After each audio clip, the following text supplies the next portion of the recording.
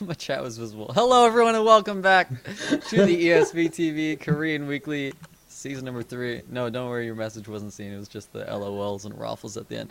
We're going to be jumping into our next game in this best of 3 in the quarterfinals between Gumiho and oGsJookTo. oGsJookTo was able to take game 1 with a nice Baneling all-in against Gumiho's slightly greedy play, but in game 2, Gumiho was able to hold, so we're tied up, and the map choice from oGsJookTo was actually Frigid Pass. Awesome that he would choose one of the new maps, so let's take a look at this map here. Bring this up. One of the new ESV maps made by Time Twister 22, as you can see there. And it's going to be used in DreamHack as well, so cool to see some, games on it before that happens and see exactly how the map plays out. So this is a map that you have 4 spawns here that are all enabled. This is one of the things we talk about, that the ESV map making team thinks it's kind of like a failure in map making design if you have to constrain with the spawn location. So they really like to specifically try to do their best to design maps that will be balanced even if every spawn can be utilized, and that's specifically what was kept in mind for this this map. So for example, if you're in the bottom left position and your opponent's a close air, you're probably going to go take this as your natural and then this space as your third, just to kind of expand away from him. Same thing if he's at cross positions, but if you're at kind of close ground positions here, you might expand to your natural and then kind of expand away towards this third instead, just so you're not kind of right here, right next to your opponent.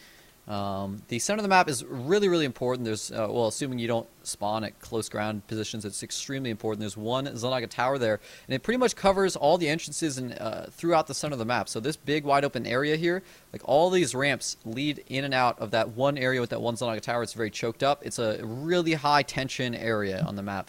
The only way past it, all by ground, are these 2 areas that are blocked by destructible rocks. So if you want that mobility, you're going to have to take those out to sneak past the Zanaga tower into your opponent's bases.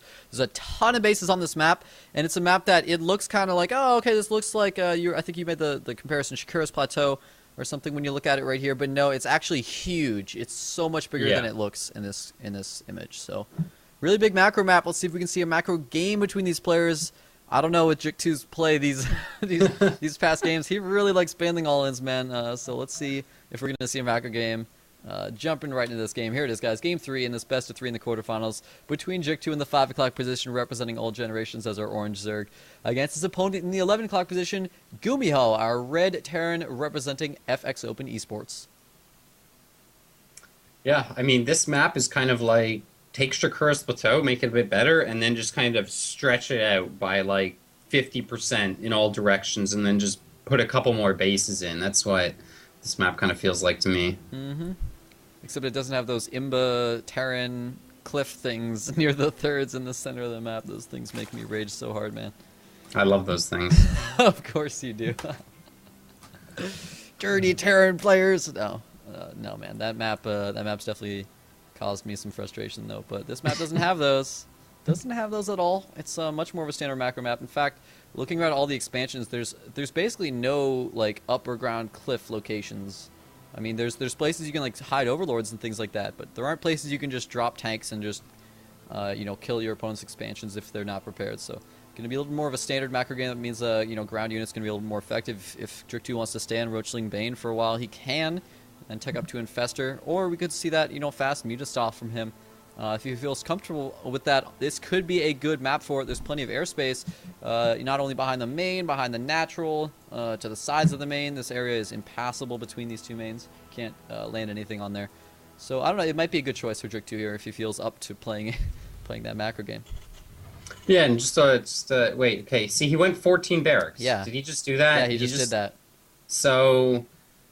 Okay, let's brainstorm a little bit here, because why would this be advantageous? Basically, the only thing is the SCV not mining minerals for like 2 more food, just mining minerals a little bit longer. I don't know, maybe Gumiho has specifically calculated this build out and he can get his command center like 3 seconds earlier, and then he gets double orbital at the same time with his 14 racks timing or something. I don't know, man. It's pretty crazy, but I would love to be able to ask him and pick his brain. Yeah, the other thing is that because the barracks is delayed, like a Zerg player might think there's like another barracks proxied in the middle of the map, but he already made the command center in his opponent's face, so that's obviously not the case. So I don't know, but this is definitely something I'm going to keep my eye on here and try and find out, because that is just so interesting to me why you do that. Because the thing is, when you go like one barracks command, like when you go command center first, it all times out quite nicely. Like the barracks finishes, and then you can upgrade both orbitals at the exact same time. Like it all lines up very nicely, and so it's kind of weird to see him doing this. But either way, he will follow it up with the double gas too. And the weird thing is that, you know, if you think about the amount of minerals you gain from not having your SCV going to build the barracks at 12 instead of 14, think about the extra minerals you would get from having your orbital that much earlier. You know, your first orbital being that much quicker so you can drop that first mule. It just seems... I mean, I guess that puts you behind because then you're not producing SCVs for that moment. So if you're like, at that exact moment, it gets a little bit complicated in that regard. But Gumiho feels so confident he's not even scouting. Meanwhile, oGsJookTo yet again went gas before pool after hatchery. But this time he finally pulled drones off of gas, not even leaving one on. He actually pulled all three off. So this could be that type of build that we've been seeing more and more often nowadays, of just a speeding expand into a really quick third base. Seems pretty likely to me. I mean, this map's so big, and actually he's already got the drone in position, so sounds like it. And I mean, with these positions, like, do you really want to do an all-in like that? Do you really want to do that? I don't think so. No, not at all, man. We have the bunker up from Gumiho. He doesn't have that full wall, but still, the rush distance is so long. Gumiho not mining from his second gas. He pulled off SCVs. So very interesting that, you know, he really wanted to rush out that factory. It's just cool timings, you know, drop double gas, get that 100 gas as quickly as you possibly can so you can get that factory as soon as possible and that reactor, but then pull the SCVs off. You're just making Hellions. He's actually going for a third orbital, so it makes a lot of sense what Gumiho's doing here. In fact, he could have even pulled off the second set of SCVs off gas, but I'm assuming he wants to make a tech lab on that barracks, actually get some upgrades going, have the potential to get, you know, if he sees like a roach all incoming, you got to be able to switch off onto a tech lab. Otherwise, all you have are, you know, Marines and Hellions against roaches. Yeah, I'm definitely a big advocate of kind of really micromanaging your gas income. The one thing I will say, though, is that 3 SCVs mining gas does actually have diminishing returns. So having 2 SCVs on geyser and then 1 on the other geyser is actually much better in the long run. You'll also mine out more evenly. So just food for thought. Yeah, no, a great point. It's absolutely something that, you know, should and could be changed. And it's like minor, but it ends up being a big deal. Those 2 lings go down. But oGsJookTo got the scouting he needed at least to know that his opponent went for Reactor Hellion after that expansion. He doesn't know that he's going for this fast triple orbital build, and his overlords are trying to get into a good position to scout. Actually, no, they just stopped over there by that main. So oGsJookTo a little bit in the dark. You're going to go ahead and add on a Spine Crawler, but we're going to have to see a couple more lings come out. He just made 12. We'll see if that's enough to actually get a good surround on these 2 Hellions. It'll come down to the control of Gumiho, but he can't actually drone up this base until he gets rid of these Hellions. Yeah, and I mean, that's not too big a deal. He's still only got 38, so he doesn't really need those mineral patches too bad. But the bigger issue is just having to produce Zerglings, which is kind of annoying. You see now he's just thrown down his double Evo chamber, but Gumiho is already on the ball with his upgrades with a very fast double engineering bay. When you look at Gumiho's base, this is what you see. You see 3 command centers, 1 barracks, 1 factory, and 2 engineering bays, and that is just playing the map right there. That's wild, man. Because, I mean, that's just really playing for the late game. He knows those double E-bays aren't going to help him for so long, not just because he won't have the upgrades, but because he won't have a lot of Marines to actually, you know, use him with only 1 barracks. But he knows later on in the game when he actually hits like 2-2 and when he hits 3-3, it's going to be a big deal hitting him that quickly. So, nice plays. We actually have double Evo from oGsJookTo as well, so he certainly won't be that far behind, only about half an upgrade behind on his timings. But you know, that type of timing, assuming the armory is on time, assuming the layer's on time, that can just end up, you know, translating further and further in the game. With each upgrade, you know, 3-3 is going to be that much earlier, and he can hit that timing with every single upgrade. He hits 1-1 before oGsJookTo has 1-1, then 2-2 when oGsJookTo only has 1-1, 3-3 when he only has 2-2. So I don't know, we'll see if Gumiho is actually able to utilize that, but for now he has a really high count of Hellions here. Yeah, and I love this too. On a big map like this, especially with the current metagame of not really favoring mutas too much, a lot of Hellions is just really good. You're basically either going to force roaches, or you're going to be able to keep on harassing like this. And right there, he just, like, units lost tab, you can see it's nothing major, but it's favoring him, you know, quite some. Yeah, not even just what's lost. Scouting. It's about what has to be rebuilt as well. He just made 28 more lings because of that. I mean, that's a lot of, you know, could have been drones. And when he's trying to rush out a lair and most likely rushing Infestor Tech, getting gas up at his third and actually mining those is going to be pretty important here. Now, he does have a macro hatch up. There's the Infestation Pit getting rushed out here from oGsJookTo. I wonder if we're going to see a really quick hive from him, if he is just going to go for that standard kind of Infestor play on 3 base. I would assume he's going to want to drop that double gas, though, pretty soon here, man. That's so important when going Infestors. Yeah, I definitely agree. The sooner that gets up, the better. Just makes it easier to get those infestors out earlier, let them build energy. And there he goes, actually adding them in right now. So Juke2 just on the ball, and I'm really digging his macro play. I'm kind of sad we saw him do 2 all-ins because this is just straight up solid play. You know, still these subtle things, the overlords around the map. This one overlord that's kind of out, you know, on the edge of his creep spread above these pointy things is just constantly helping out, really letting him know which ramp those Hellions are going to be poking at, and so he's just kind of ready for it and really minimizing how many Zerglings he's losing. Yeah, he has vision every single time those Hellions go in either direction. So helpful.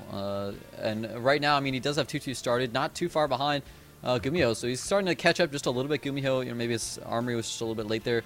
Combat should finally on the way here, so you know, maybe we'll actually see some timing with his starport coming out, get some medevacs out, some Marines with 2-2 perhaps. Certainly not going to be hitting any type of 1-1 timing, but he already has a third base up with double gas mining. So Gumiho just really playing for the late game here, playing extremely well.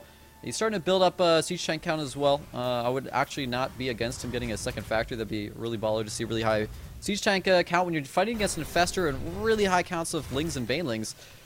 Generally, just Marines aren't gonna cut it. Yeah, and as you said that, he started the factory, so he knows what he's doing. He's so good. But look how many Zerglings are out on the map right now. That is quite a lot of Zerglings, and if Gumiho is pretty fine here. SimCity is just so good, and I love at the third the supply depot wall and then the bunker behind. This is just something that we are only going to see more of. It's just so crucial, makes it so difficult to get counterattack. Just really, really nice, well thought out play. Yeah, it's such nice positioning behind the minerals. I mean, what are Ling's going to do? Walk around there and try to engage into that bunker? You need to Baneling bust it. It wouldn't be cost efficient, especially if there's a siege tank set up there as well.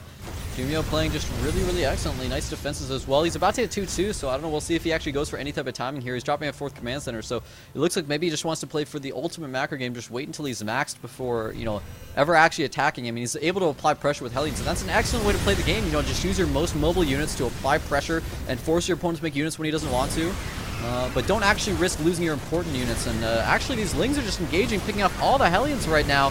Tank is not sieged up. Marines are not engaging in here. Only 2 Hellions survive. So maybe a little bit of a miscontrol there by Gumiho not bringing his Marines over to help. But overall, Jook2 did end up throwing away a ton of Zerglings. Yeah. So a pretty decent trade overall, and I mean, Jook2 does now have his hive done, so he's going to be able to continue the upgrades. Very nicely timed is his 2-2 just about finishing. Gumiho really needs to get going on his 3-3, but he's actually pushing out, and these infestors really need to get for you. You really do not want to lose these infestors. Yeah, one already went down. Some nice fungals, though. Lings engaging your wire. The tank's not sieged, man.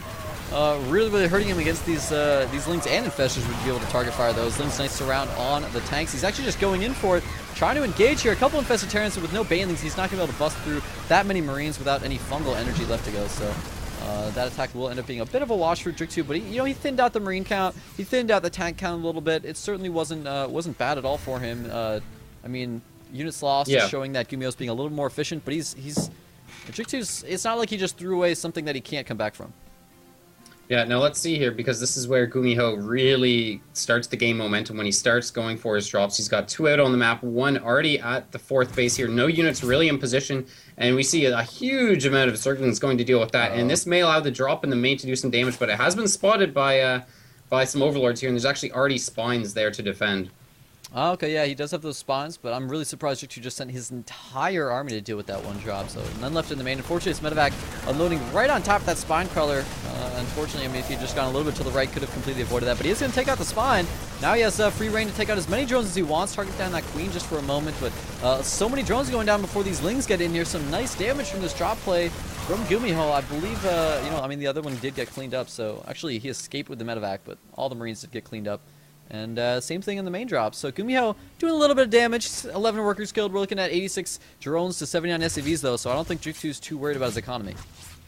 Yeah, but he does have to worry about his 5th base here, as Gumiho used this opportunity to really get into a forward position on the map. All the tanks sieging up now. The Marine count pretty low, but they are continuing to stream across the map here to reinforce. These Marines are 2-2-3-3, about halfway done. Meanwhile, Jook2, he's got his 3-3, or actually, yeah, 3-3 on the way. Adrenal glands and chitinous planning. He's trying to get some ultras out. In fact, 6 ultras on the way, but it might be just a little bit too late as he's going to lose this base for certain. Luckily, he still has the top right one, but there's a drop there as well, starting to do a bit of damage. There's an ultralisk in position. Lings and an infestor are going to join up, and he should be able to clean this up. But JookTo is starting to take, quite a bit of damage. I mean, losing drones on the main, losing this 5th base over here on the left side. I like that he's retaking it towards the north as opposed to towards the west, where it's going to be really hard with Gumiho out in the center of the map. But Gumiho's maxed, and JookTo's only at 164 food, so Gumiho just continues to batter him down and keep his food low and keep him from being able to actually amass up a really scary force. And another small engagement in the center of the map here. These Ultras, I really feel these Ultras need better backup. The Infestor's so far away here, and this is just going to be a lot of gas lost. Yeah, I agree with you. This is one of those common situations we see, man, where it ends up looking like, wow, Ultras are really bad units. It's like, no, you can't send Colossi into an army like that by themselves either. You got to support them. You have to have those links with them. Have to have Infestors to be able to fungal so the Marines can't kite. And JookTo, I mean, he's getting a little bit torn apart, but he's certainly not down and out of it. I mean, he's out of minerals and he can't max, whereas Gumiho's maxed with a huge bank. But JookTo has a pretty decent composition if he can use it well with Ultras, Infestors, Zerglings. If he can mix in some Banelings as well, he's starting to take some damage from these drops though, and that's really what he can't afford to be doing right now. His economy is already weaker than Gumiho's. He just needs to start getting back in this game. We need to see some Zergling counterattacks. Something I know that base has that bunker, but the 9 o'clock is a little bit less defended, and we haven't seen JookTo really try to put on any aggression at all. Yeah, he just hasn't had the opportunity. Gumiho is just being relentless here, once again pushing up towards the 5th. He's got a drop ready to go in the main base as well too, as we see all of the units, the Ultras, all streaming towards this base, and that is really going to leave the main open, and that's 3 medevacs full of bio units. Fortunately though for JookTo, he's really done a great job building his tech not in his main, so he probably won't lose any essential tech here, but just losing the hatchery and the mining is really going to hurt. Absolutely is, especially the gas. I mean, you really need that gas mining in this late stage of ZBT. You need to be making Banelings, Infestors, Ultras, everything costs so much gas. He will be able to clean up this push at the top. He's going to be able to take out all these tanks with these Lings and Infestors. So, nice job by JookTo, but I don't know what he's doing about this this drop in the main. He's just sending Ultras over there. Just Ultras against infantry with Marauders in them. They could just kite all day, but no, they're just going to go ahead and lift and get out of there. Fungal does go down, but does he have enough energy? He's going to kill off one of the medevacs. Nice with a lot of units. The last one could have escaped, but he's actually just going to go ahead and unload, so Gumiho going to lose all these units. But that's fine. Remember that he has a huge, ridiculous bank right now. And right now, JookTo has got 11 Ultras and 9 Infestors, so he's really got to kind of just get this army together, I feel, and just kind of go for it here, because the Ultras just kind of don't benefit from, engaging like 3 medevacs worth of units. You really want to get them with the Infestors and really bust down that Terran and then get on top of the production, because just trading nonstop, it's really, really difficult for the Zerg player to keep on doing. Gumiho never stops his drops, man. It's crazy. He's still doing damage to the main, and he already has another double drop queued up over there. We're going to see JookTo try to go for a counterattack over here at the 9 o'clock base. There are already 2 additional command centers creating a wall. Oh my god. He was planning on making those into planetaries, I assume, but hasn't quite gotten around to it. No, they're actually orbitals that it's going to make here. So just one bunker going to defend. We might just see almost a bit of a base race here. Gumiho just sending a small portion of his army to deal with this. Probably not going to be enough for that many Lings and Ultras. Oh, there we go. Okay, he sends his entire army back home. He's going to defend. Just a couple units going to go ahead and engage in that top right base. An excellent decision by Gumiho. He will be able to pick that off, and perhaps all the drones there as well. But it's going to come down to how effectively he can actually defend his main base. If he starts losing his production, he could be in trouble regardless of how big of a bank he has. Yeah, this is kind of scary for Gumiho, but the army just gonna basically melt here without the Infestor support. The clumped up bio, they just mow down Ultralists like nothing. Yeah, everything got absolutely obliterated there. 3-3 infantry is so strong in this position, as you said, without the Infestor support. I don't know what JookTo can do to come back at this point, man. He's down to like essentially 1 mining base. Actually, he's still got that third of his, but it's just. And is natural, but they're just almost mined out. He actually has double spire, so perhaps was planning on actually going into Broodlord transition here. But oh my god, actually Ultra's engaging right now into all the siege tanks and marines. The Infestors are there, but he doesn't quite have the energy he needs. Now he's starting to lose his Ultralist count. He does have a lot more money though, so he can actually start to rebuild here. And he's actually, he could rebuild and actually max out with that much money. I'm not sure if he's just too low on he's too low on larva right now. Lost so many hatcheries to all those drops. Yeah, that's a tough spot to be in when you don't have the larva to really get the units out, especially because if you just spend your larva on the most expensive units you can, like Ultras, then all you have are like Ultras that aren't good alone. So it's just so tricky here. And right now he's just down 50 supply. He's got a 15 worker advantage as well, so the standing army is just puny compared to what Gumiho has. Yeah, I'm really surprised Gumiho hasn't been a little more aggressive about taking more bases here. You know, it seems like he just wants to like end it, you know, and win the game. But he's been in his top left corner of the map pretty much all game, whereas oGsJookTo just keeps trying to expand and take more and more and more of the map. So I would love to see Gumiho just go ahead and actually like continue to try to take some more expansions just to kind of secure the victory that he seems like he's had in his grass ball game, but might be slipping through his fingers. I mean, he's actually used up his entire bank. Now he has remaxed, but if oGsJookTo can somehow take this out, I don't know if he'll be able to remax again. He doesn't have a lot of SCVs over at that third. The fourth is going to be basically his main mining base. So he's not going to have that strong of an economy behind this. I love the scanning as he moves out. Wants to make sure he won't just lose to some burrowed Baneling shenanigans. Yeah, very smart. Trying to just make sure his tanks are sieged up if he really needs to have them sieged up as well. And in come the Infestors, a lot of ghosts in the mix. And as long as they land some EMPs here, I think this is going to be pretty hard for oGsJookTo to clean this up. Yeah, absolutely. He's doing an excellent damage, but unfortunately these Corruptors have not been morphed from Broodlords yet. He has his Greater Spire done. Maybe, I mean, there's not that much anti-air here. Maybe if you could just get a couple Broodlords out in time, you'd be able to hold this off. But with none in production yet, he's starting to lose his Infestors. So getting sniped, excellent snipes there, but Gumiho, oGsJookTo just not quite paying close enough attention. These guys are pretty much even on food, although oGsJookTo has a higher worker count, so his army is going to be a little bit weaker here. But these units are starting to get a little bit overstimmed, pretty darn low on HP. But I just don't know if oGsJookTo will barely have enough to pick this off. Unfortunately, the Infestors get scanned, so this one gets sniped as well. And he desperately need to keep those Infestors alive. I mean, even if you get these Broodlords out, you really need the Infestor support just like you do for the Ultras. Yeah, there's a small amount of Zerglings heading across the map to try and counterattack, but this is just the kind of thing where at this point in the game it just doesn't work. Because even if you're, even if you're able to kill SCVs, if you look at what Gumiho is going on, he's got that one orbital still full of mules. He actually just dropped a whole bunch at his the one base that's about to get mined out, but his income is fine, and oGsJookTo just doesn't really have that much of an income. I'm not really sure all his drones actually pretty much idle at that original third base there. They're now going to get transferred, but I think the base that they're getting transferred to is on a bit of a clock. But these Broodlords may have something to say about that. Yeah, absolutely. I mean, I'm looking at Gumiho's army right here. I think this whole army is going to be forfeit. He's just got to escape with whatever he can with that medevac. Might even want to start like ferrying units onto the low ground here. Yeah. Like get some tanks off, get them out of there, because if he starts losing all this to Broodlords, it's just going to be devastating. I mean, he's only got, I believe, what is this? Yeah, there we go. He's going to start doing that. 3 Ghosts, 2 Marines. There's no way he'd be able to actually live against Broodlords, so he's actually got reinforcements still walking over there, but he needs to kind of consolidate his forces because this could actually start getting dangerous. And nuke on the way. And oh my god, he's actually going to use a nuke to try to get these Broodlords off his back at this expansion. What an interesting choice. But if the Broodlords just go ahead and engage, pick off these units, and then get the heck out of there. Where's the Ghost that's actually casting the nuke? Oh, there it is. It's cloaked. Yeah, he needs to get out of there. He's going to lose everything. Oh my god. Wow. Oh yeah, 2 Broodlords go down. Actually, 3 are still alive, but Gumiho actually lost his whole army. I'm surprised he didn't even run out of his own nuke.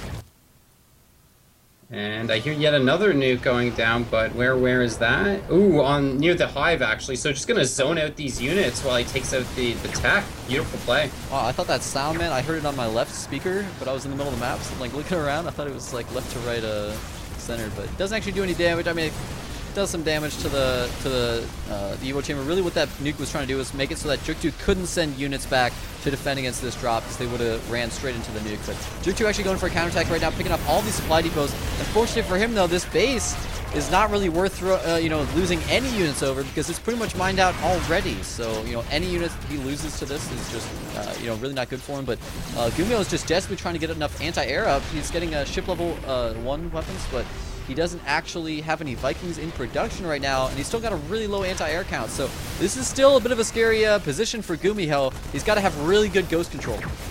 Yeah, it looks like he's going to go ahead and try and snipe some of the Broodlords down. Snipe actually still relatively effective, especially in low econ positions like this. He could even opt to just cloak the Ghost. Actually, he's going to go ahead and cloak them now, and that's going to help out. And now with his army staying alive, with the medevacs able to heal up all these units, oGsJookTo is just kind of out of moves here, I feel like. Yeah, he lost all of the Broodlords to those snipes. I'm glad Gumiho showed us that, yeah, actually snipe is still the best way, or maybe not the best way, but an excellent way to deal with Broodlords. He's got a nuke coming down over at this last tech area here for oGsJookTo, so he can't even go save that.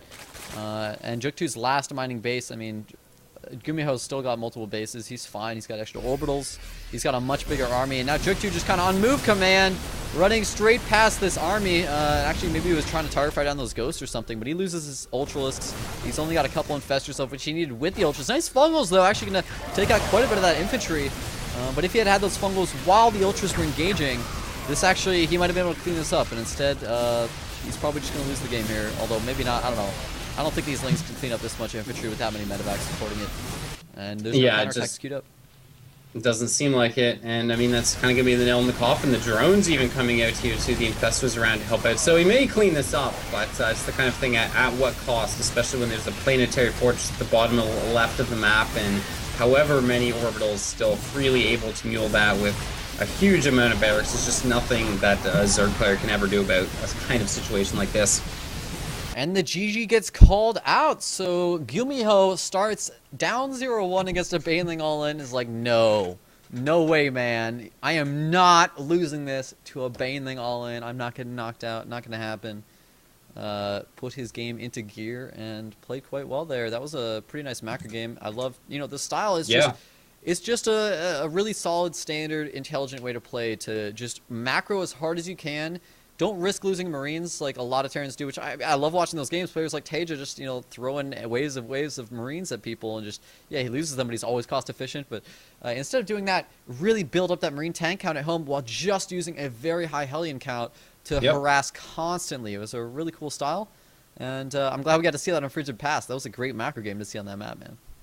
Yeah, I was really impressed with oGsJookTo. He played great all game long, but Gumiho, I gotta say, just that build order, this fast 2 engineering base, just getting that many Hellions, it just all pieces together so nicely. And once again, the 14 barracks just continues to really interest me. And I've been thinking about it, and I guess another advantage is because you get your second command center faster. So even though you delay your first orbital, you can get your second orbital sooner. So my guess would be that this is actually a more optimal build that will, in the long run, give you a better economy. Yeah, I'm sure if Gumiho's doing it, he's taking the time. Exactly. He's not just like, I'll just try this out. I'll go for like a 14 racks and I'll do it like 3 times in a row just because I feel like it. No, I guarantee he's taken the time, gone through replays, tested it out, and has figured out exactly. So I'm sure it's got to be something economically. And as you said, what you said just makes total sense, getting that second orbital quicker. So we're going to move into our next match. It's going to be the last quarterfinal match before we move into the semi-finals, guys.